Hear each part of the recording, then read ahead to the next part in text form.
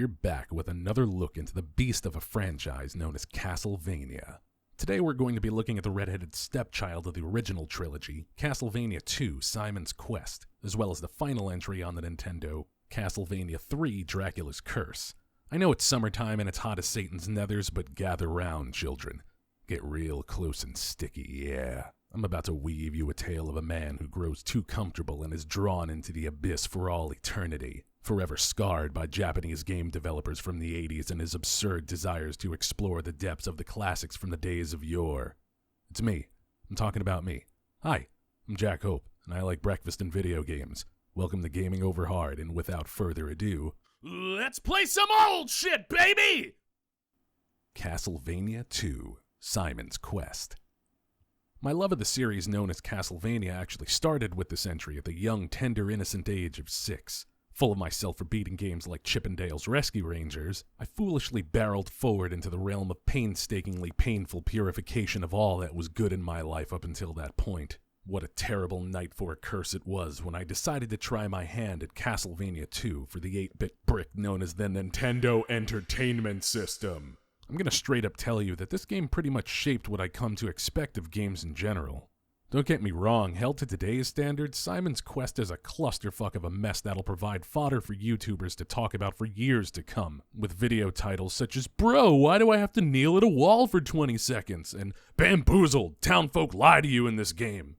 Yeah, the townfolk straight up lie to you, as in they will tell you how to do something and it is in fact complete nonsense. The only other old-school game I could think of that employed something like this was Zelda 2: The Adventures of Link, also in the bastard child category of its own series. Just like Zelda 2, though, the music in this game is fucking incredible, dude, so let's just ignore the lying villagers for just a little bit.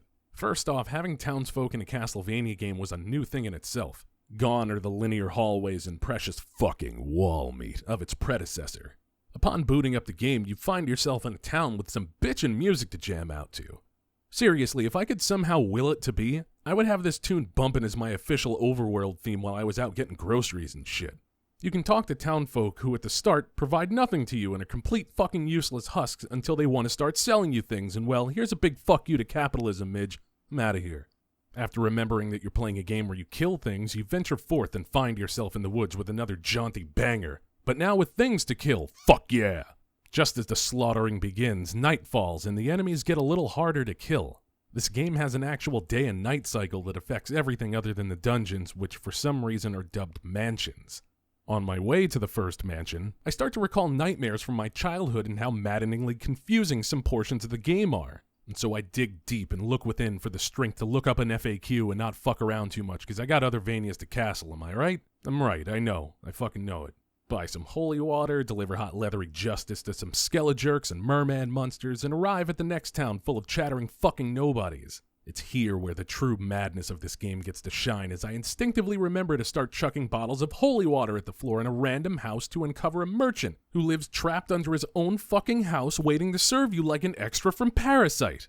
This game is full of shit like this. And it's only because I played this as a child and had the advantage of an older brother with a Nintendo Power subscription to discover this game's secrets that I will even begin to entertain the thought of slogging through a game that asks me to find hidden merchants that only sell necessary items hidden in their own fucking houses. This is the tip of the iceberg with this fucking gem. Arriving at the first mansion, another vile memory fades into my consciousness as I recall that the dungeons are littered with false floor and walls that you can only discover by religiously peppering every inch of floor with holy water like a 5-year-old with an unlimited supply of pop-pops, or by falling through the floor, likely in the arms of somebody who just wants to give me a big ol' hug.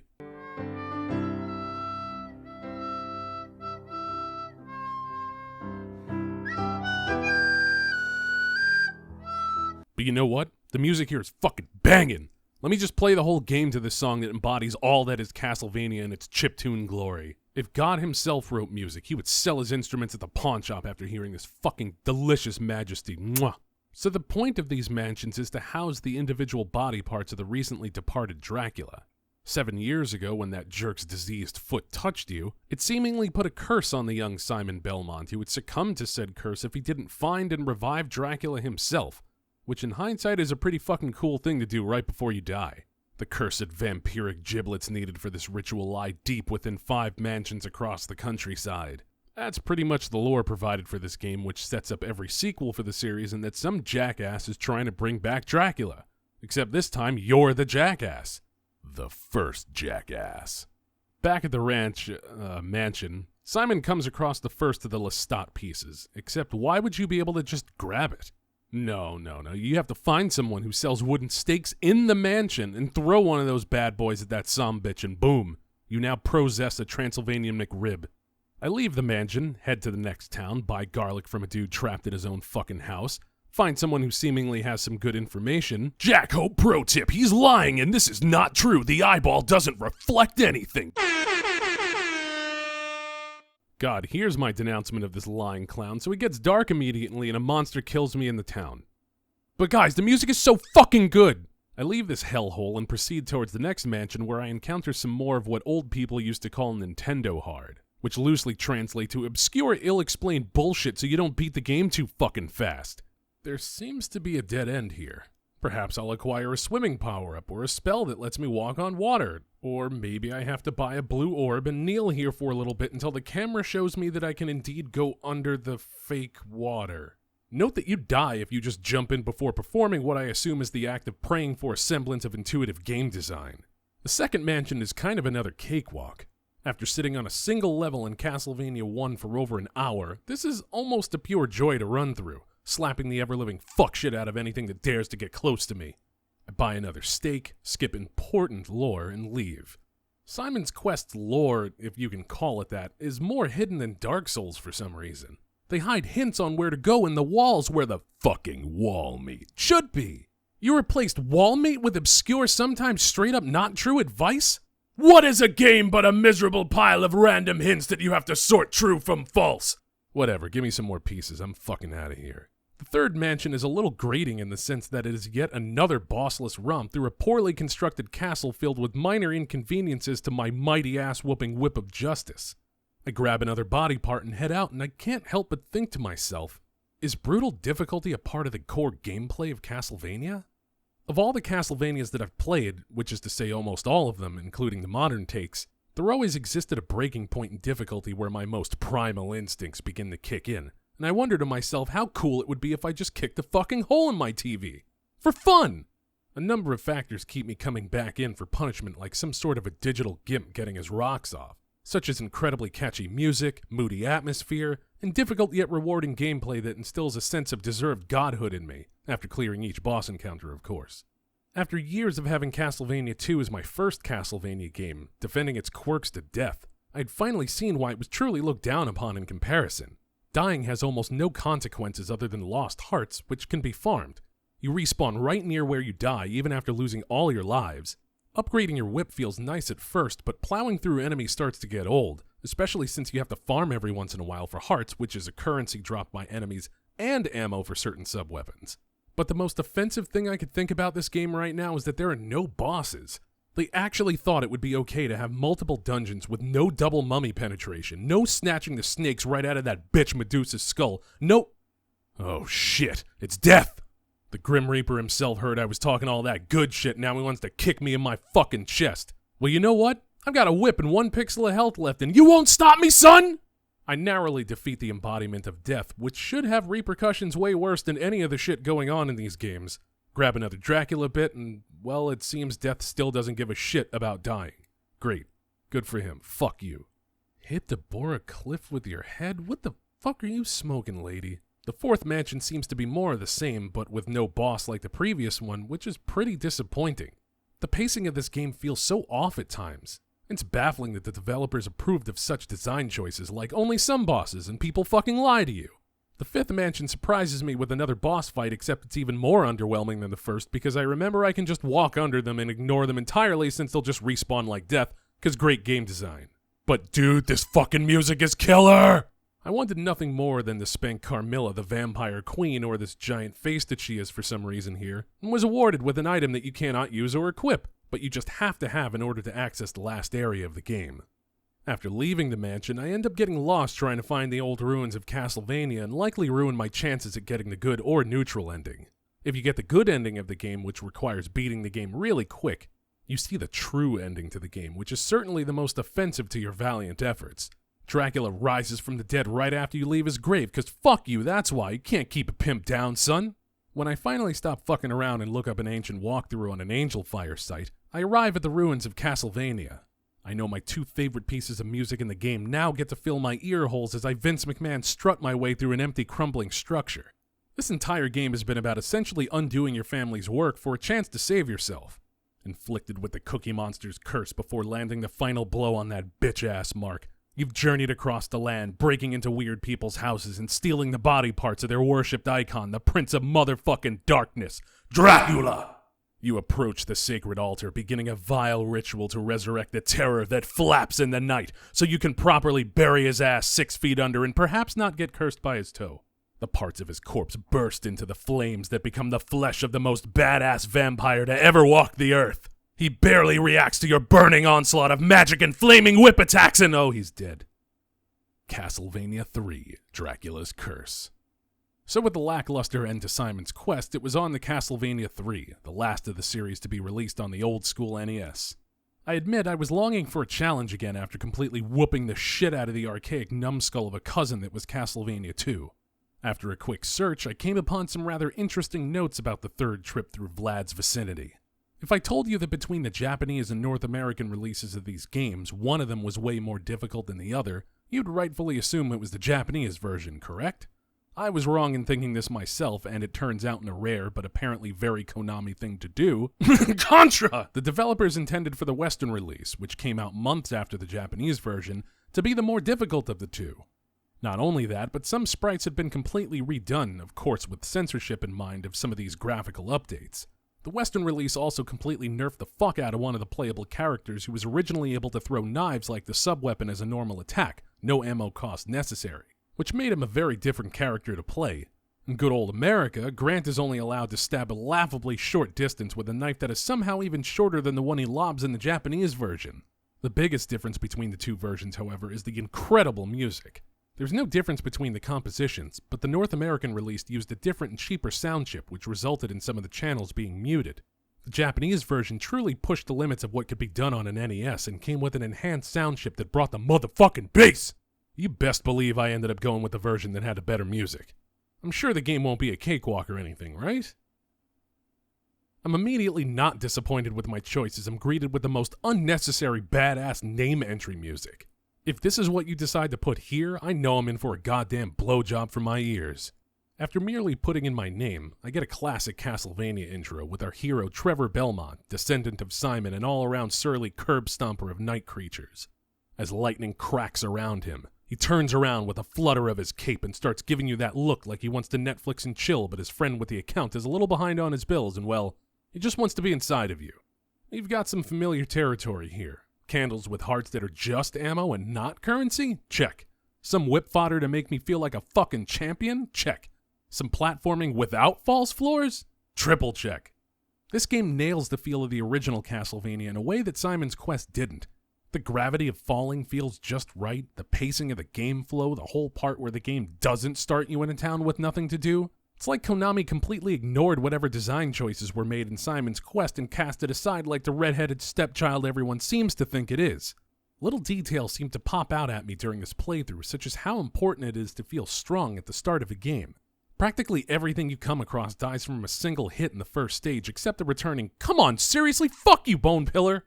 Fucking wall meat is back in all its juicy, disgusting glory, and the first level caps off with a boss fight against a Skull Knight. Figure out his weakness pretty quickly and that he loses health when I spank his face, and he goes down faster than the Metacritic score for Mighty No. 9 on the game's release night. Side note, I actually remember enjoying Mighty No. 9, but don't at me, Scro. We got all eternity to talk about this shit. The little details like the return of a ghouls and ghosts type screen in between stages showing you how far of a journey you have ahead of you pleases me in ways that are definitely not sexual in nature, along with the choice of where you'll be dying next. I've already almost fully inserted my gamer cred into the toilet by picking the less difficult version of Castlevania 3, so I bite the bullet and run up the stairs on all fours like a fucking child and find myself in some forebodingly familiar territory. The next stage starts with a straight banger of a track that I've been listening to on repeat for an embarrassingly large amount of time since my run-through. I'm very nervous by the return of a clock tower stage, especially since this is just stage 2.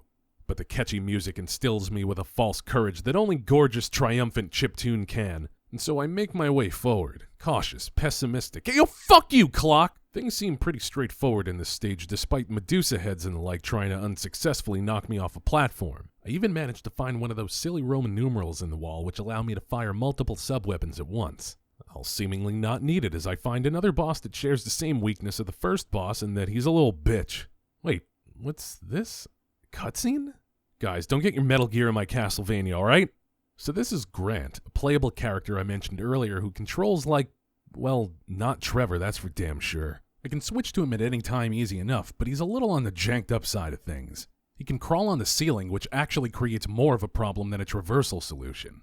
Sometimes what you plan on being a jump actually results in Grant clinging to the ceiling like he just tasted some unseasoned rice.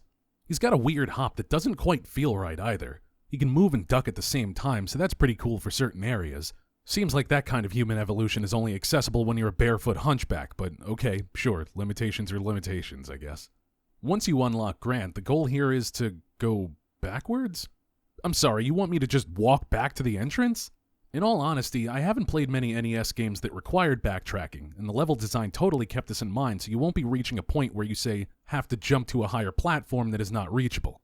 Stairs become multi-layered death traps, too. When heading to Grant's location initially, when you see some stairs, you just go up them trying to avoid any kinds of enemies tossed your way. When the level makes you go backwards, every single stairway just dares you to try and skip it via jumping through it. And man, let me fucking tell you something about Konami. They love that shit. They like making you look like a stupid, uneducated, dick-faced gremlin when you think to yourself, oh, I got this, only to hear that condescending death tone laughing in your fucking ears. After arriving at the start of the level, you're greeted by the end of the stage. With no boss? I require a boss to smack around, son of a I'll just keep that in check. Okay, I got this. Castlevania! The weirdness doesn't quite stop there as the next level starts right off the bat coming in here with that bullshit when I strictly asked for it not to come at me with that bullshit.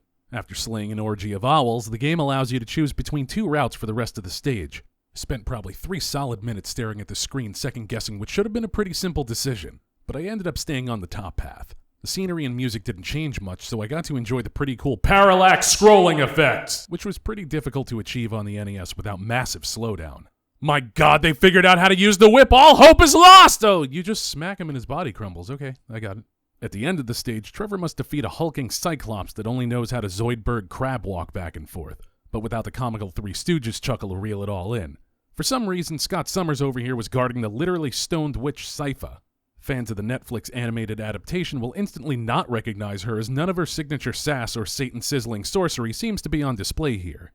Her wand swing has a pathetic reach that makes me cry inside a little bit, and to be honest, I had little to no interest figuring out how her magic fared against foes. I play Castlevania to whip the undead, not twiddle about with my bang noodle like I was Giuseppe Stromboli! My 12 subscribers come in here to witness death and they need Trevor fucking Belmont and the Vampire Killer to do it! I know I can't read Japanese, but it very much looks like I told Grant to just get the fuck out of my face. See you later, Quasimodo. Don't let your weird-ass spine hit you on the way out, you fucking weird freak. The next stage has a pretty unsettling tune that accompanies you on your way through a dilapidated pirate ship.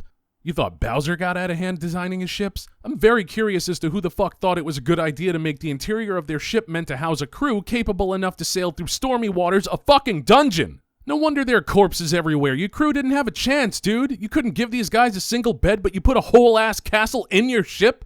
I'm sure there's a metaphor in there somewhere about the US military, but I don't have an overbloated budget to afford metaphor vision goggles or a fucking fortress in my boat, so I'm just gonna keep it moving. Still trying to surprise me, the game throws a boss at you in the middle of the stage rather than at the end. This would have been quite a memorable experience if I didn't chuck 2 bottles of holy water at it like it was a floor from Simon's Quest and bludgeon those tig old biddies right back into the pile of snakes they once were.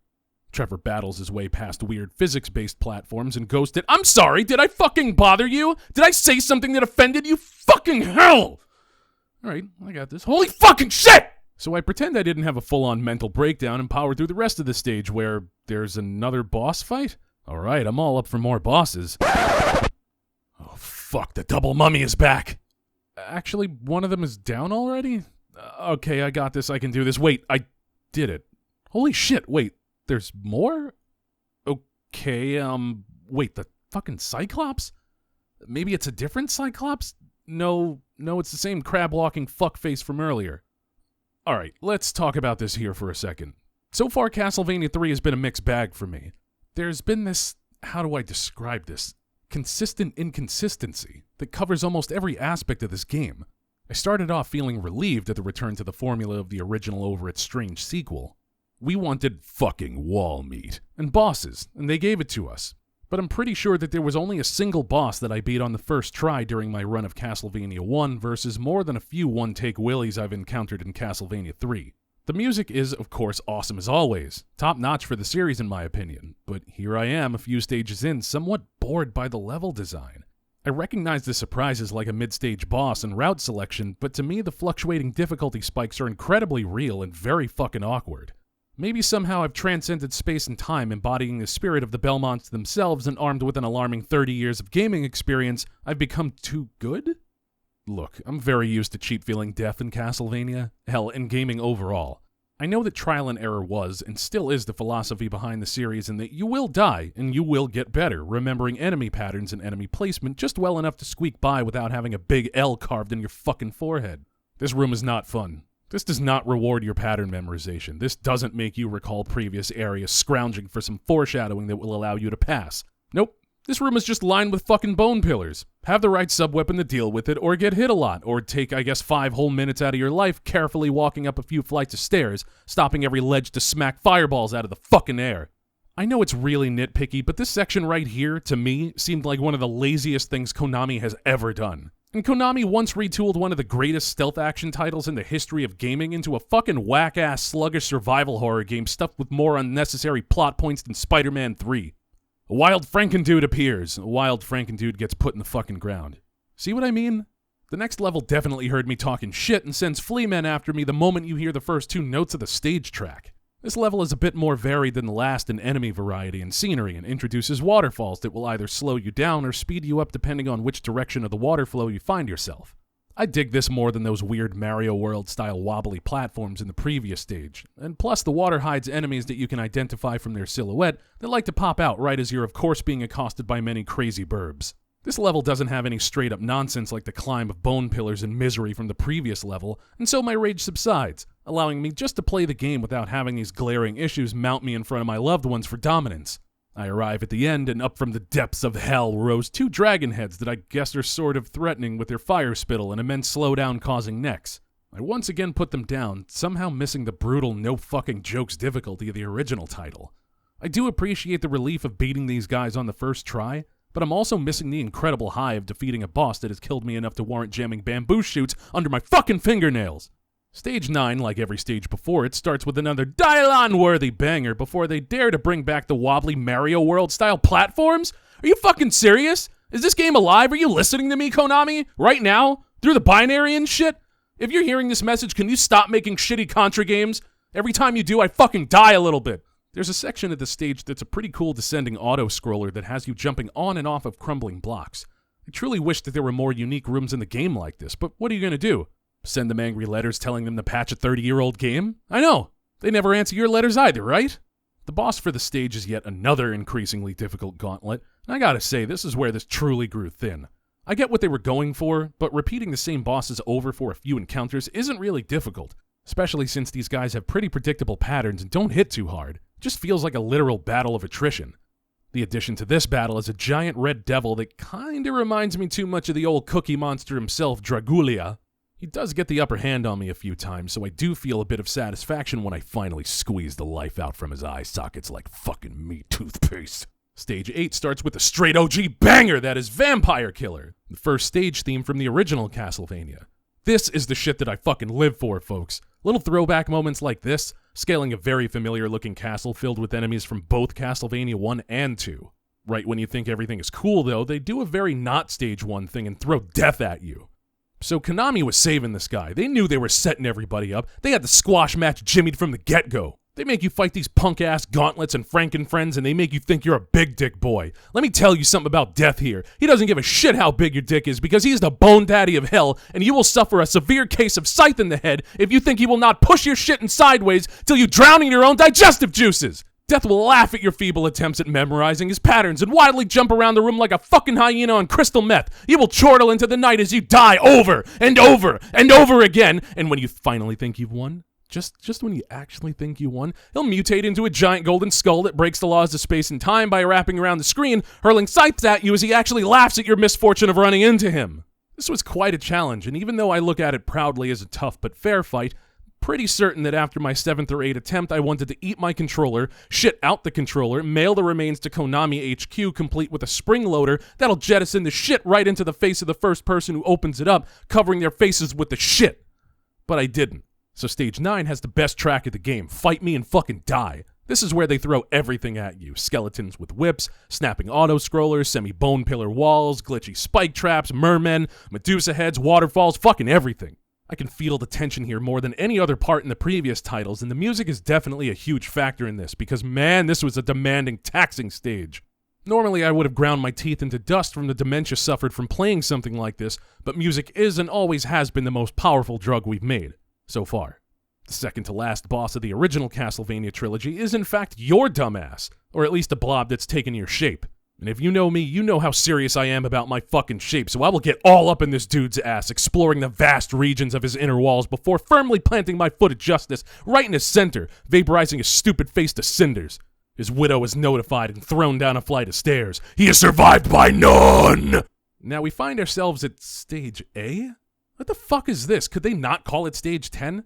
You know what, I'm not even going to justify that with a search, considering the original Nintendo version of The Legend of Zelda only allowed you to have 255 rupees because 256 would divide by 0 and collapse the solar system in on itself, tearing the fabrics of existence apart like dive bar toilet paper.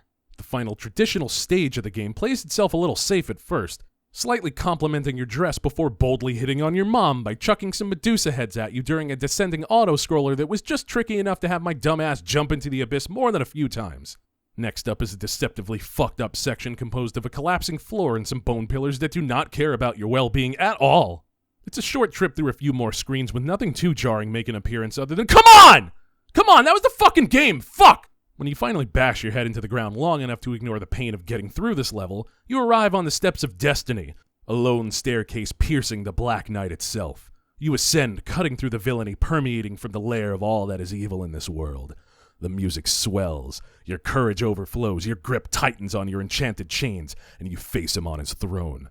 The Lord of Darkness, Dracula, once again has been raised from the dead, and as a direct descendant of the Belmont clan, you face down the leader of his hellish armies plaguing the land. He teleports around the moonlit room, summoning blazing pillars of fire from the ground with his demonic magic. Narrowly avoiding blast after blast, the final crack from your whip destroys his body, leaving his severed head floating in place before multiplying and mutating into a hovering cacophony of fleshy faces vomiting blood in a fit of rage. You summon all the strength of your family name and power through, shattering the mass into pieces scattered around the throne room. Immediately, his shadowy form engulfs the very darkness around you, and his true form is revealed. The Cookie Monster has returned, and he is the beak of Big Bird for some reason, and we're here to push his shit in! The Holy Crosses provide most of the blunt force of my onslaught, and with one final toss, the vehement vampire, the ghoulish ghost, the blood-sucking son of a bitch Dracula is no more. Oh shit, I forgot you were here. Well, hold on tight, because I think everything else around us in a 30-mile radius is fucking dead. We're gonna be like Adam and Eve, except we kill gods, eat wall meat like it's going out of style, and we certainly don't give a fuck about sinning. I mean, almost everything my family is known for could be considered unholy, unforgivable offenses. Did you see what I did to that two-headed dragon thing back there? That thing died. I'm pretty sure I saw its kids somewhere and I probably killed those fucking guys too. I'm a fucking murderer, holy shit. Good thing you're with me, right? I mean, wait, where are you going?